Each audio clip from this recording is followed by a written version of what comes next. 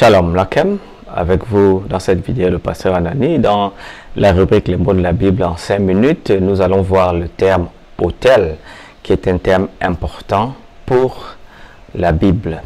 Alors, le mot autel a plusieurs formes, mais dont la forme principale est misbéa en hébreu, une forme substantive qui vient de l'ancien babylonien, qui dérive sa racine d'un terme sémitique qu'on appelle zabé, sacrifié. Conformément donc à la distribution de cette racine, il y a des équivalents de misbéa qui sont également attestés dans toutes les sphères linguistiques sémitiques, c'est-à-dire en ogaïtique, en phénicien, en araméen, en arabe, en égyptien, je pense, suivant la portée sémantique de l'hébreu zaba, qui signifie abattre ou effectuer un rituel zabé de sacrifice. Misbéa donc peut désigner, n'est-ce pas, le site même du sacrifice, le lieu du zabé et le site sacrificiel au sens général. Le terme misbéa, autel, apparaît 401 fois dans l'Ancien Testament avec une grande majorité d'occurrences dans les écrits des prêtres, 59 fois dans l'Exode, 87 fois dans Lévitique, 29 fois dans le livre des Nombres, et dans le livre historique, 35 fois dans 1 roi, 28 fois dans 2 rois, 49 fois dans 1 et 2 chroniques. D'autres livres comme la Genèse en ont 13 occurrences, Deutéronome 10 occurrences, Josué 15 occurrences pour montrer que c'était une distribution importante du terme dans l'Ancien Testament. Alors la version grecque de la Septante qui traduit l'hébreu, traduit généralement misbéa, premièrement par tisiasterion. Ça c'est très important à voir. Alors 355 fois et 23 fois il le traduit par bomos qui signifie des autels païens. Alors dans Genèse 35.3, nous lèverons et nous monterons à Bethel. Là, je dresserai un autel, n'est-ce pas, misbéa, au Dieu qui m'a exaucé dans le jour de ma détresse et qui a été avec moi pendant le voyage. Et les autels païens, Lévitique 26.30 dit, je détruirai vos hauts lieux, qu'on appelle hauts lieux, bomos. J'abattrai vos statues consacrées au soleil. Je mettrai vos cadavres sur les cadavres de vos idoles. Ici, il s'agit des autels païens.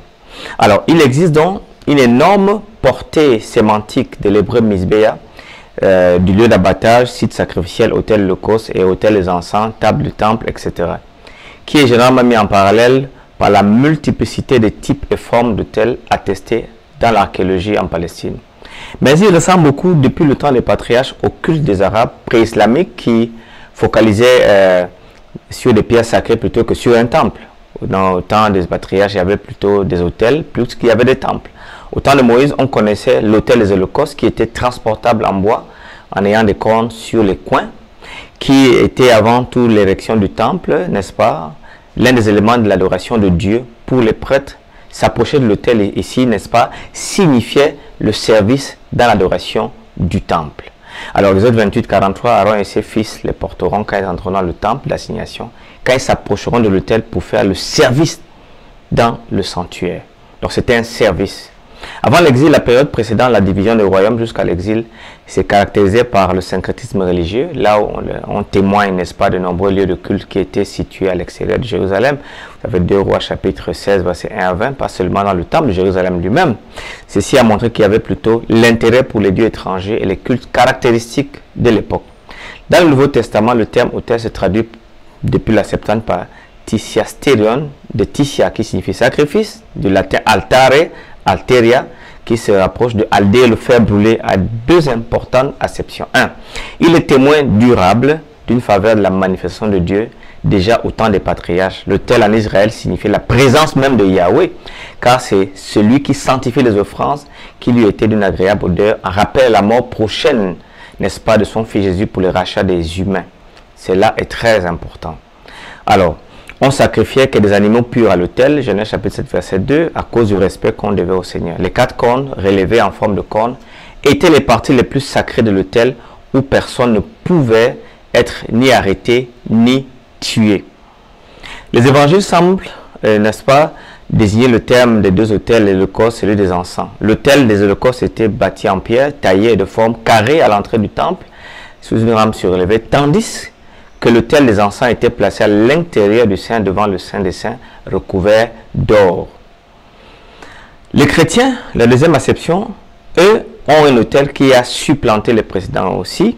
L'Église primitive n'emploie-t-elle pas d'autel particulier elle communiait à la table de sacrifice du Seigneur.